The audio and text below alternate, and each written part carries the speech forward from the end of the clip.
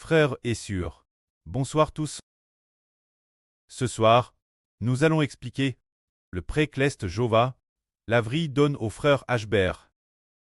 Alors, nous voyons dans Apocalypse chapitre 12 qu'il y a une femme. Cette femme enveloppe du soleil, la lune sous ses pieds, et elle était enceinte. Après tombe enceinte. Elle enfanta un fils. Alors nous comprenons. Par exemple, si une sœur est enceinte, on doit toujours demander « Ma sœur, de qui es-tu enceinte ?» Comme par exemple, Marie la aimerait du Seigneur, quand elle était enceinte. Les gens se demandaient « Marie n'est-ce pas Marie?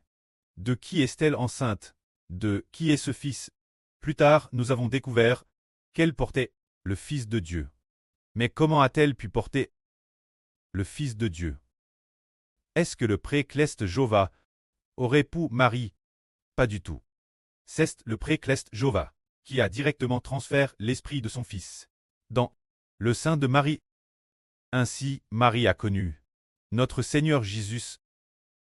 C'est ainsi que le Seigneur Jésus, après 10 mois de grossesse, est venu au monde en tant qu'homme. Il est devenu l'Avri. Le Seigneur Jésus fait chair.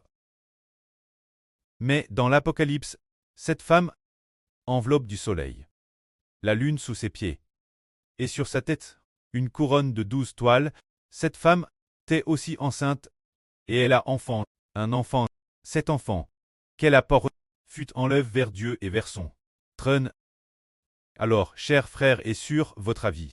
L'enfant de cette femme, de qui est-il? L'enfant.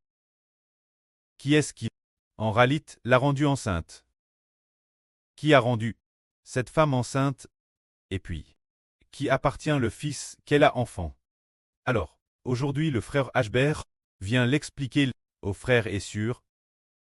Quand cette femme, d'abord Ashbert dit que cette femme n'est-ce pas une personne physique? Elle utilise une femme pour préfigurer, pour symboliser. Cette femme symbolise le royaume des cieux. Elle fait référence au royaume céleste, préfigurant l'épouse de Dieu, l'épouse du Seigneur Christ, et l'épouse du frère Ashbert d'Israël. Alors le frère Ashbert, avant de parler de cette femme, commence par raconter le 12 juillet de l'année dernière. C'est-à-dire en 2025. Le jour du 12 juillet, le frère Ashbert en RVE a fait un RVE TRS merveilleux. Dans ce RVE, le frère Ashbert irriguait des rizières avec de l'eau. Ce momentel LGE du frère Ashbert, dans le RVE, semblait un truc de 12 ans environ. TRS jeune, vraiment TRS jeune. Mais il savait comment diriger cette eau venant du canal d'irrigation. Pour irriguer les rizières de la maison, les pousses de riz pousseraient bien, toutes vertes, prêtes chlore, mais n'ayant pas encore produit d'épices, se dire d'épi, elle était déjà devenue ce genre de pousse prête chlore. Ce genre de jeune pousse, ce momentel, le près du frère Ashbert, se tenait juste, c'était des Ashbert, et dit Ashbert, tu dois te marier et avoir des enfants.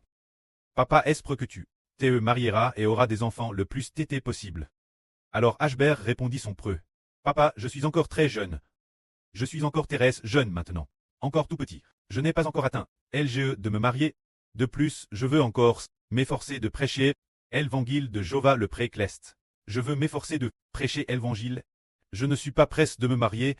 Puis le RVE s'est terminé. Alors ce RVE, le frère Ashbert, l'explique d'une manière merveilleuse. Le prêtre du frère Ashbert dirait ardemment que le frère Ashbert se marie et ait des enfants au plus tétés. Mais avec qui se marierait-il? Et quel genre de fils mettrait-il au monde? En réalité, ce prêtre dans le RVE n'est pas son preux terrestre.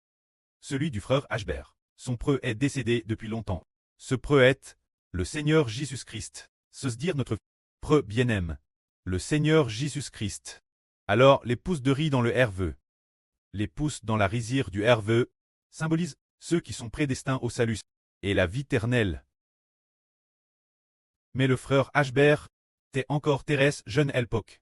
Le prêtre a dit, tu devais te marier et avoir des enfants au plus vite. Et il n'a pas seulement parlé de mariage, mais il a dit, se marier et avoir des enfants. Alors au juste, avec qui se marier? Plus tard nous, frères et sœurs comprenons tous. Le frère Ashbert est le soleil. Celui de l'Apocalypse, dans enveloppe du soleil. Ce soleil, alors dans l'Apocalypse, cette femme, elle est enveloppe du soleil, ce qui signifie qu'enveloppe du soleil, c'est comme si le soleil était sur son dos, ou l'Enlae, et la lune sous ses pieds. Et sur sa tête, une couronne de 12 toiles, cette femme, elle était enceinte. Et elle a enfant un fils, mais cette femme enceinte, de qui portait-elle le fils? Et qui était cet enfant? Nous disons que cette femme, elle s'appelle l'Israël de la Nouvelle Alliance. Elle s'appelle le Royaume d'Israël. Le Royaume d'Israël de la Nouvelle Alliance. Appelle aussi le Royaume des cieux, le Royaume de Dieu, le Royaume de Christ. Cette femme, elle portait le fils du frère Ashbert. Mais comment pouvait-elle porter le fils du frère Ashbert, alors que ce royaume est clairement une nation? Comment peut-elle être enceinte? En fait, la femme représente une nation. Alors, le mari dans cette nation est le soleil du Nouveau Testament Ashbert. Alors le soleil Conouad, et le fils qui est En, c'est le fils du soleil. Par exemple, une femme tombe enceinte, de qui elle est enceinte? Alors ce fils, le bébé dans le ventre, appartient à cet homme. Alors ce que cette femme porte, c'est l'enfant du frère Ashbert. Ce qui va naître sera donc le fils du frère Ashbert. Qu'est-ce que cela signifie? Comment a-t-elle pu concevoir le fils de Ashbert? Comment Ashbert pourrait-il, avec une nation, rendre une nation enceinte, pour donner naissance une nation aux enfants d'une nation? Comment cela arrive-t-il? En fait, cela se produit de cette manière. Par l'évangile. C'est ce qui va. Frère prêche ensuite. De quel évangile s'agit-il? C'est le soleil. Évangile de l'Israël du Nouveau Testament. C'est dire prêcher. Évangile du frère Ashbert. Ainsi, la prédication de l'évangile du frère Ashbert. La prédication de l'évangile, cette femme est appelée le royaume des cieux, également appelée la nation d'Israël, et aussi le royaume du Seigneur Christ. Alors, la prédication de l'évangile, elle doit prêcher l'évangile du frère Ashbert. Tous ceux qui croient à l'évangile du frère Ashbert sont appelés, dans l'Apocalypse, les membres de ce bébé. Ce bébé, auparavant, nous pensions tort, qu'il n'y avait que 144 personnes. C'est dans le livre du prophète Saé. Je ne sais pas si c'est le chapitre 60, ou un autre chapitre, ou le 65, ou le chapitre 66. Il y a un passage qui dit « Celle qui ne peut concevoir, la femme strile, pousse des cris de joie. Clate en cris d'allégresse, car la femme de l'Est aura plus de fils, dit l'Éternel. » Ensuite, il est dit aussi « Ce Sion, cette femme appelle Sion. Sion n'a pas encore, prouve les douleurs du travail. Qu'elle a enfant un fils, Sion n'a pas encore souffert. Qu'elle a donné naissance un bébé. » Puis il est dit encore, « Qui a jamais vu les enfants d'un pays naître en un jour? Qui a jamais vu les habitants de la terre, en un seul jour, très enfants? » Ainsi, ce bébé représente les enfants d'une nation, parce que cette femme représente une nation. La femme enveloppe du soleil représente une nation. Alors qu'elle a enfant, un fils, c'est une nation qui engendre une nation. Tous les enfants de toute une nation. Maintenant, nous comprenons enfin que le bébé dans l'Apocalypse représente les enfants d'une nation.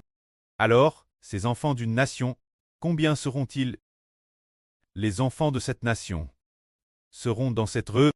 Plus de 2 milliards de personnes arrivent dans le nouvel univers, la nouvelle terre, quand les 1000 ans seront accomplis. Pendant la période de 1000 ans, il y aura beaucoup de personnes DJ mortes dans le passé, qui ressuscitent, quand les 1000 ans seront accomplis. Comptez de l'aile. Cet enfant, celui de l'Apocalypse, le peuple enfant par la femme. Combien seront-ils au total? Il pourrait y en avoir jusqu'à 20 milliards.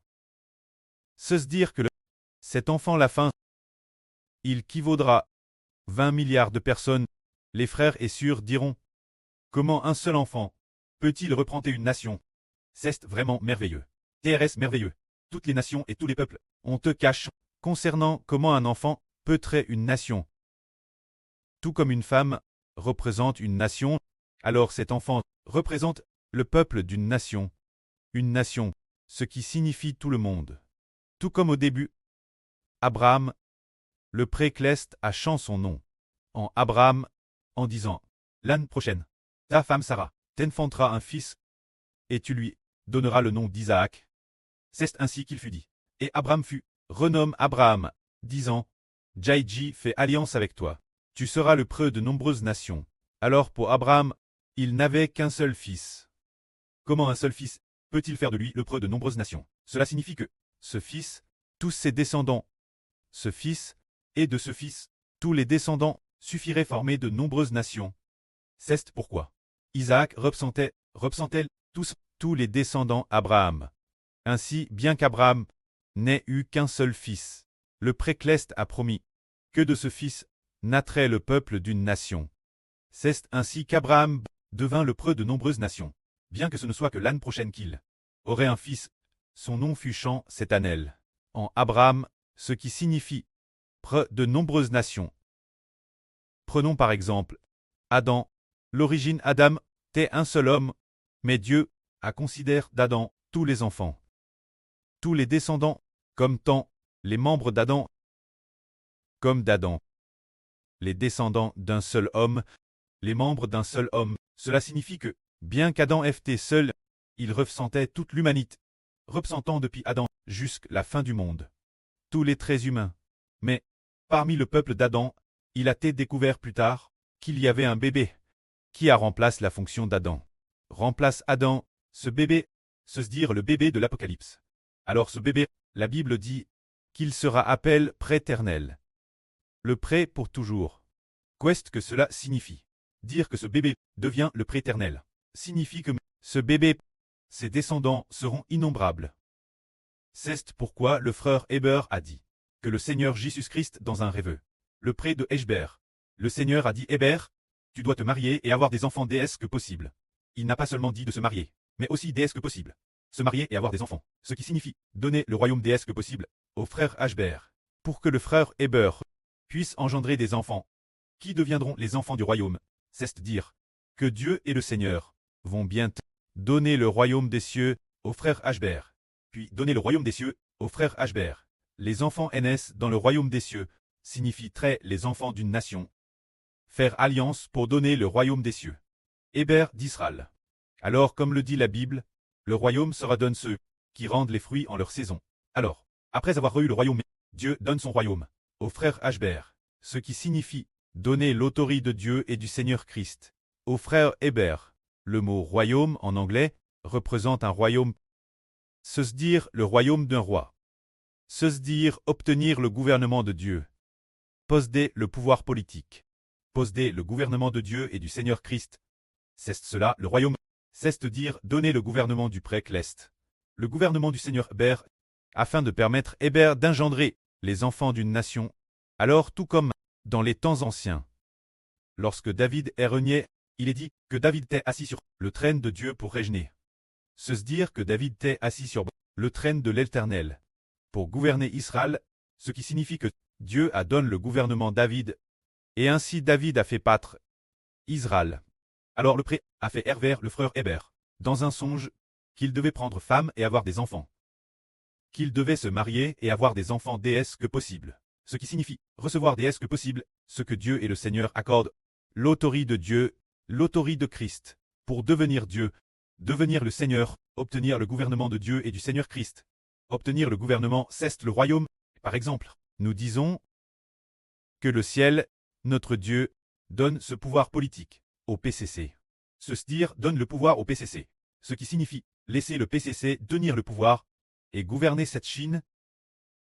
Alors de la même manière, Dieu a fait marier le frère Héber, faisant référence, donner le pouvoir, le royaume de Dieu, le royaume de Christ. Se dire le pouvoir de Dieu et du Seigneur Christ. L'autorité de la vie éternelle Héber.